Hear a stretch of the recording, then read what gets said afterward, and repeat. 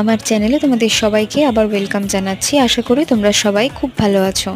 সকাল থেকে বৃষ্টি হয়েই চলেছে, ইভেন থামার কোনো নামগন্ধ নেই। সকাল থেকে ব্যস্ততার মধ্যে দিয়েই যাচ্ছিল, কারণ আমার ভাই আজকে আসছে। যেহেতু অনুপ মানে আমার হাজব্যান্ড বাইরে গেছে, তারপর থেকে আমাদের সঙ্গে একটু দেখা করতে আসা হয়নি ওদের, সেই কারণে কিন্তু আসছে। এবং কিছুদিন বাদে মানে নেক্সট উইকেই আমিও যদিও বা যাব, তাও আমি ওদেরকে বলেছিলাম যে একটু আসলে ভালো লাগবে, তা আসিস, ঘুরে যাস। সেই কারণে আসছে।